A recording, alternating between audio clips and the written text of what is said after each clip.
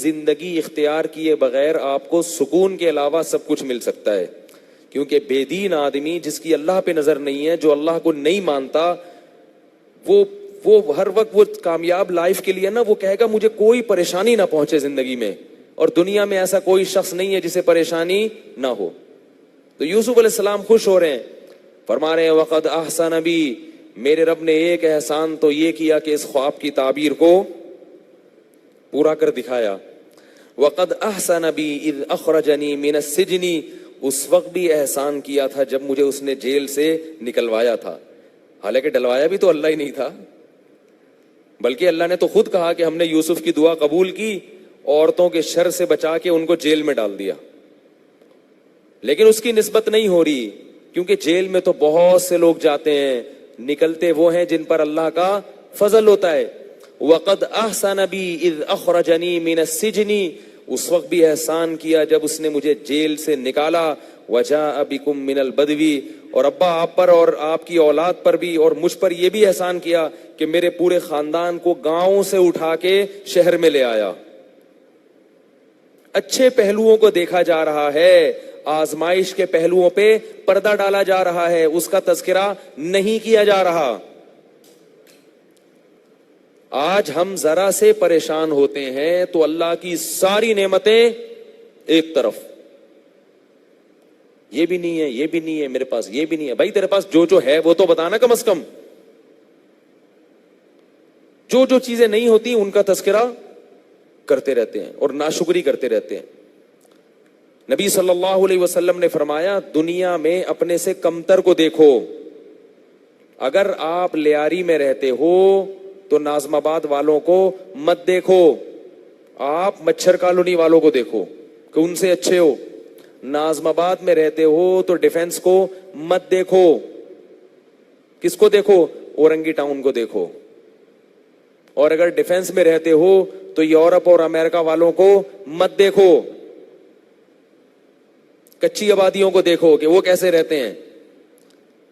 اس سے کیا ہوگا کہ جو نعمتیں اللہ نے آپ کو دی ہیں ان کی طرف توجہ جائے گی، اور اگر اپنے سے برتر کو دیکھنا شروع کر دیا تو جو چیزیں آپ کے پاس نہیں ہیں ان کی طرف توجہ جائے گی کہ یار ان کے پاس تو یہ بھی ہے، ان کے گھر میں تو اے سی ہے، میرے گھر میں تو پنکھا بھی نہیں ہے، ان کے ہاں تو صبح شام پراٹھے کھائے جاتے ہیں اور میرے ہاں تو دال بھی نہیں ہے۔ تو یہ دیکھتے رہو گے بیٹھ کے۔ تو یوسف علیہ السلام کہہ رہے ہیں وقد احسن بی اذ اخرجنی من السجن، اس وقت بھی مجھ پر احسان کیا جب اس نے مجھے جیل سے نکلوایا۔ وقد احسن بی اذ اخرجنی من السجن وجاء بکم من البدو من بعد ان نزغ الشیطان بینی وبین اخوتی، اور یہ سب اس وجہ سے ہوا کہ شیطان نے میرے بھائیوں کے دل میں میری نفرت ڈال دی تھی۔ دیکھو جب ایک دفعہ بھائیوں کو معاف کر دیا تو اب ان کو تانا نہیں دے رہے، نسبت کدھر کر رہے ہیں؟ شیطان پر۔ اس کمبخت نے یہ کام کیا، اچھے بھلے بھائی محبت والے، لیکن بھائیوں کو لڑوا دیا کس کمبخت نے؟ شیطان نے۔ شیطان کو تو جتنا برا بھلا کہو اس کا تو کام ہی یہی ہے، اس پہ ڈال دیا۔ یہ نہیں کہہ رہے انہوں نے کیا، انہوں نے۔ ابا یہ سب کچھ کس کی وجہ سے ہوا ہے؟ آپ کی وجہ سے نہیں، ایک مثال دے رہا ہوں۔ وہ سب کچھ کس کی وجہ سے ہوا ہے؟ ان کی وجہ سے۔ نا نا نا نا، جب لا تثریب علیکم اليوم کہہ دیا بھائیوں کے کہ معاف ہے، تو معاف کا مطلب کیا ہوتا ہے؟ ختم، بھول جاؤ۔ من بعد ان نزغ الشیطان بینی وبین اخوتی، شیطان نے میرے اور بھائیوں کے درمیان نفرت ڈال دی تھی۔ آگے کہہ رہے ہیں ان ربی لطیف لما یشاء، واقعی میرا رب بڑا باریک بین ہے، کیسے پلاننگ کرتا ہے، کیسے آزمائشوں سے گزار کے نوازتا ہے، کیسے ناکامیوں کے نقشوں میں کامیابی کی راہیں کھولتا ہے، دکھاتا کیا ہے اور سوچتا کیا ہے، اس کا پلان کیا ہوتا ہے، لیکن دکھا کیا رہا ہوتا ہے۔ ہم اس کی حکمتوں کو نہیں سمجھتے تو ہم ظاہر بین ہوتے ہیں، ظاہر پرست ہو کے ہم اللہ سے شکایتیں شروع کر دیتے ہیں، لیکن ہمیں نہیں پتا ہوتا کہ ان ربی لطیف، اللطیف کہتے ہیں بڑا باریک بین، بڑے خفیہ طریقے سے کام کرنے والا، بگڑی بنانے والا۔ اس طرح سے ان ربی لطیف لما یشاء، بے شک میرا رب لطیف ہے اس شخص کے لیے جس کے لیے چاہتا ہے۔ اب اللہ سے شکر میں دعائیں مانگ رہے ہیں تاکہ اس حکومت اور بادشاہت اور اس دولت اور اس عزت میں اللہ سے غافل نہ ہو جائیں. کیونکہ اگر آپ کوئی نیکی کریں, اس نیکی کے عوض میں بھی جب اللہ نوازتا ہے, تو جب اللہ نواز دیتا ہے تو پھر لوگ سب سے پہلے اللہ کو بھول جاتے ہیں, پھر بھول جاتے ہیں. اب بادشاہت مل گئی, سب کچھ مل گیا, اب کہاں اللہ بھائی. تو اس لیے اللہ سے دعا مانگ رہے ہیں, ربی قد آتیتنی من الملک, اے اللہ تحقیق تو نے مجھے یہ بادشاہت عطا کی ہے, وعلمتنی من تأویل الاحادیث, تو نے مجھے خوابوں کی تعبیر سکھائی ہے, فاطر السماوات والارض, تو آسمانوں کا پیدا کرنے والا اور زمین کا پیدا کرنے والا ہے, انت ولی فی الدنیا والآخرہ, حقیقی دوست صرف اور صرف اور صرف تو ہی ہے میرا, دنیا میں بھی اور آخرت میں بھی. تیری دوستی مجھ سے ختم نہیں ہونی چاہیے. انت ولی فی الدنیا والآخرہ توفنی مسلمن, اے اللہ جیسے اب تک تو نے فرما برداری میں رکھا ہے, میری موت اسی حال میں آنی چاہیے. ایسا نہ ہو کہ بادشاہت اور حکومت میں پڑھ کر تجھ سے غافل ہو جاؤں. توفنی مسلمن, موت مجھے دینا اس حال میں کہ تیرا فرما بردار ہوں, تجھ سے غافل نہ ہو جاؤں. دیکھو انبیاء ڈر رہے ہیں کہ یہ ایسا نہ ہو یہ حالت سلب ہو جائے ہم سے. جس کو یہ خوف نہیں ہوتا نا کہ میں کہیں دین سے ہٹ نہ جاؤں, تو وہ دین سے ہٹ جاتا ہے. یہ یاد رکھو, جب یہ ڈر ہوتا ہے نا کہ کہیں یہ نعمت مجھ سے چھن نہ جائے, تو پھر یہ نعمت چھنتی نہیں ہے. اور جو بے فکر ہو کے بیٹھ جاتے ہیں کہ یار اللہ نے سیدھے راستے پہ چلا دیا, بس اب تو ٹھیک ہے نا, اب کیا ضرورت, تو یہ اس کی علامت ہوتی ہے کہ ان کو اس نعمت کی قدر ہی نہیں ہے. جس کی جیب میں سونے کے بھاری بھرکم سکے رکھے ہوں, کتنی ہی سیکیورٹی کیوں نہ ہو, وہ ہر وقت ڈرتا رہے گا کہ میری جیب سے یہ کوئی پیسے نکال نہ لے.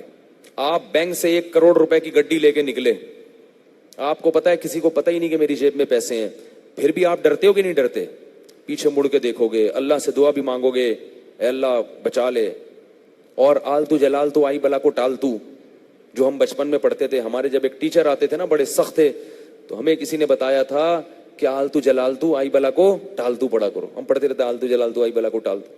تو اگر آپ بچے ہوگے تو آلتو جلالتو آئی بلا کو ٹالتو پڑھو گے, کچھ بھی منتر پڑھو گے, درود شریف پڑھو گے, پھونکے مارو گے, پیچھے مڑ مڑ کے دیکھو گے.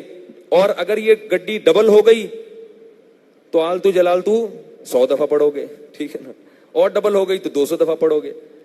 خطرہ لگا رہے گا ہر وقت, حالانکہ کوئی چھیننے والا نہیں ہے. تو جس کے پاس ایمان کی نعمت ہوتی ہے, اسے پتا ہے کہ اس کے بغیر میں جنت میں نہیں جا سکتا, اور اسے پتا ہے کہ ایمان اور اعمال صالحہ سے بڑی کوئی دولت نہیں ہے, کیونکہ یہ وہ دولت ہے کہ جو جنت میں لے کے جائے گی آپ کو اور مجھے, اللہ کرے ہم سب کو لے جائے. تو یہ وہ دولت ہے.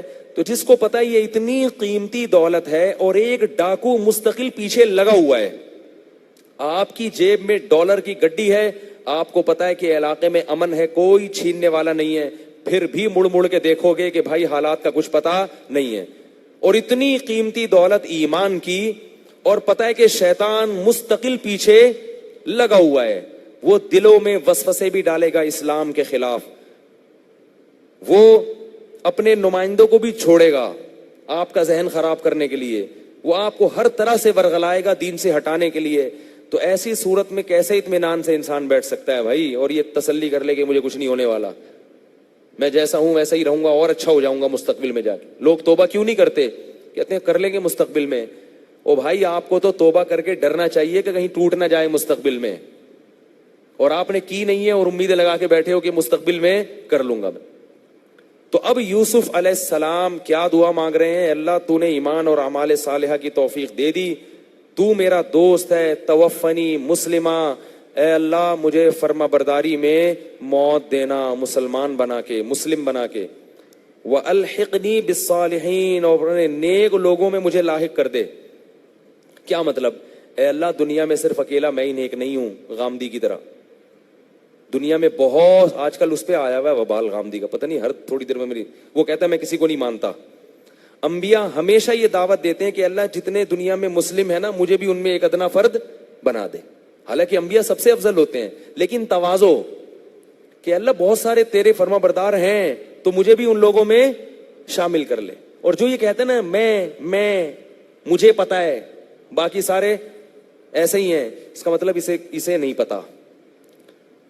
جب بھی کوئی آدمی نمایاں ہونے کی کوشش کرے, پرومیننٹ ہونے کی کوشش کرے کہ میں ہوں, مجھ سے پوچھو, مجھے سب پتا ہے, باقی میں کسی کو نہیں مانتا, میں قرآن حدیث کے خود سمجھتا ہوں, یہ سارے مفسرین, سارے محدثین, میں کسی کو فالو نہیں کرتا, اس کا مطلب وہ سارے کیا تھے؟ وہ مسلم نہیں تھے, وہ اللہ کے نیک نہیں تھے. تو پہلی دفعہ پیدا ہوا ہے دنیا میں نیک میں.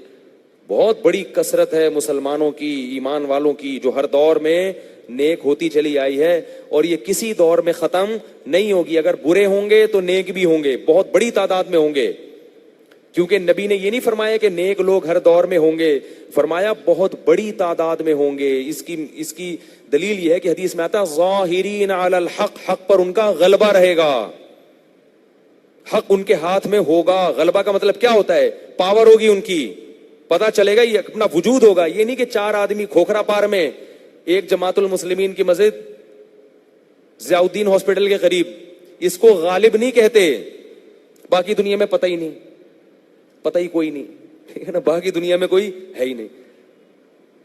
تو یہ اہل سنت والجماعت ہیں, ائمہ کو فالو کرنے والے, جو حرم میں بھی ہیں, مصر میں بھی ہیں, بہت بڑی تعداد میں, ترکی میں, ہندوستان میں, پاکستان میں, ایسے غالب رہیں گے. ہاں, زوال جب آئے گا جب اللہ کی طرف سے قیامت کا زلزلہ برپا ہونے والا ہوگا, پھر زوال آئے گا, پھر اس قسم کی چیزیں پیدا ہوں گی. کیونکہ حدیث میں آتا ہے پھر اللہ علماء کو اٹھائیں گے, جاہل لوگ عالم بن کے علماء کا منصب سنبھالیں گے, یعنی عالم نہیں بنیں گے لیکن علماء کا منصب سنبھال لیں گے.